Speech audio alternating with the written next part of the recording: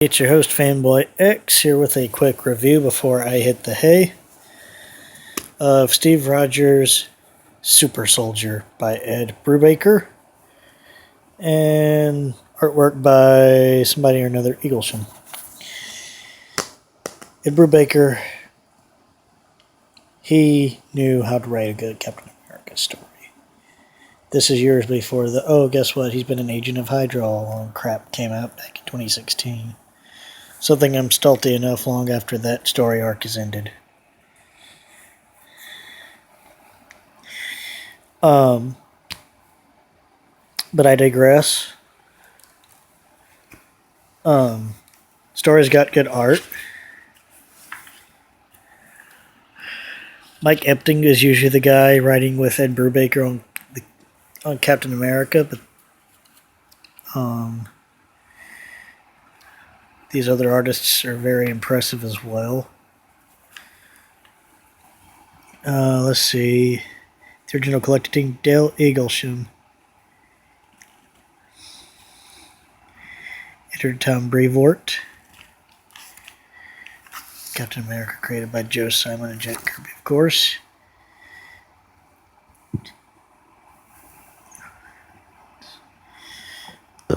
These are Eagleman's credits. He did work on Gotham Knights, Legends of the Dark Knight, and Batman.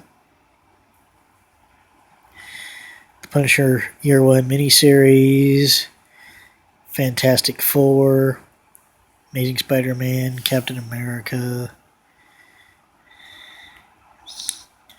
Villains United Justice Society of America. So he did some stuff from Marvel and DC. And Brubaker also did a great, or I assume great, Catwoman series. I haven't read yet, but I did get one of the trades from my library, so that would probably be read. But for the book itself, it's a good story. It's very much an espionage feel, which it's supposed to be. Basically, a descendant of Abraham Erskine has rediscovered the super soldier serum and wants to sell it on the black market. Only turns out the guy selling it on the black market is really an old Cap villain that I'm familiar with from reading some of the comics from the 80s, known as Machinesmith.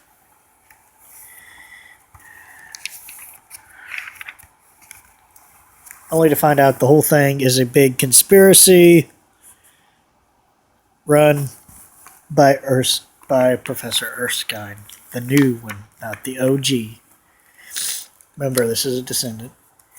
And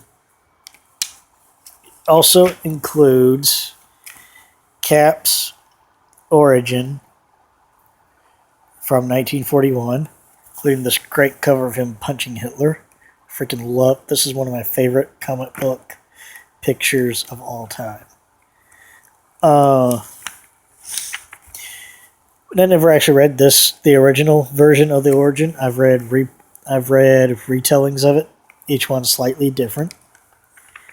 Like in the Invaders series. One thing that threw me off was this speech bubble here. Professor Reinstein, what? Bam, bam. You know, Kroger shoots the professor. We all know that, if we know anything about Captain America. So that threw me off, and then I did some research that this was actually an alias that Dr. Erskine was using. That's all retconned later. On later years. Of course, the whole thing, he fights spies and saboteurs, the Red Skull, you know. Mainly started out spies and saboteurs. Because that was the big fear in America of Nazi spies infiltrating us, which in here they did. Yeah, you can become a member of Captain America, Sentinels of Liberty. Join Captain America in his war against the spies and enemies in our midst who threaten our very independence. Some war propaganda great for its time, but in hindsight, it kind of makes me want to vomit red, white, and blue. So yes, great story, great espionage feel. Going this nice 2-page spread that looks like something out of Mission Impossible. He's fighting all these big muscled up thugs and goes straight up James Bond, Ethan Hunter on him. Ethan Hunter is the protagonist of the Mission Impossible movies, in case you didn't know. It's the guy that Tom Cruise plays. We see that the super soldier serum has some bad side effects, as in 6 foot under bad side effects. Some great covers.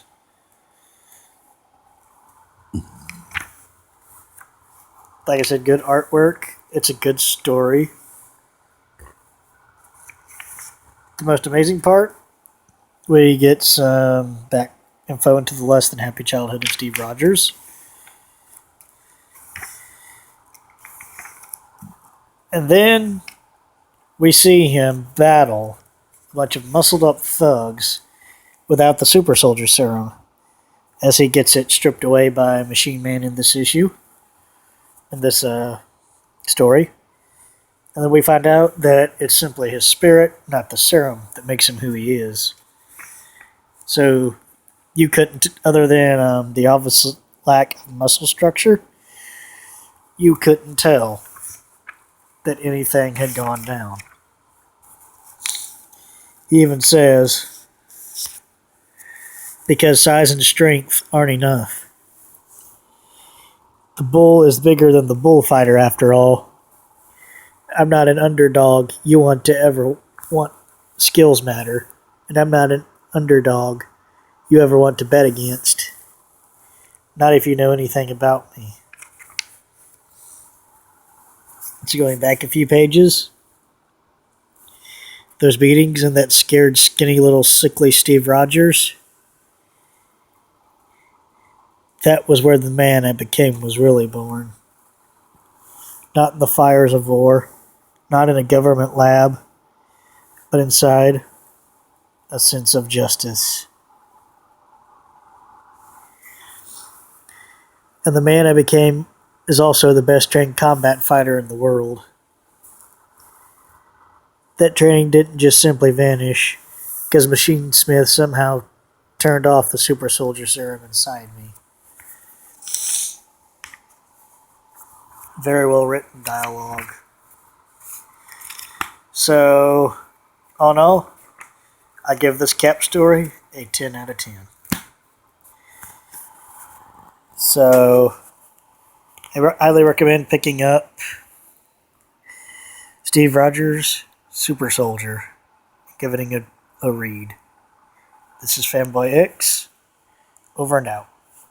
Oh, before I sign off, I'm supposed to have another video uploaded after my Siege review last night. My phone ran out of battery, and I simply ended up too tired to do another one. I ended up going to bed.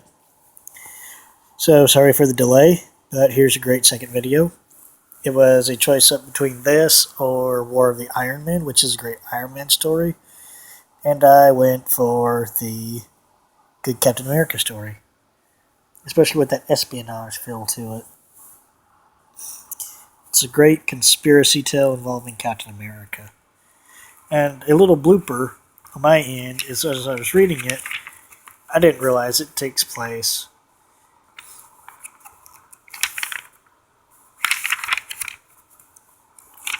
during Secret Avengers. So for some reason, I thought it took place before. And then I saw this. Oh well. It should also be noted that I used to not like this Captain America costume until the movie Captain America the Winter Soldier. For me, that movie made this costume cool. So now I like it just as much as the regular Captain America costume. Fanboy X. Oh, so read Steve Rogers Super Soldier. Fanboy X, over and out.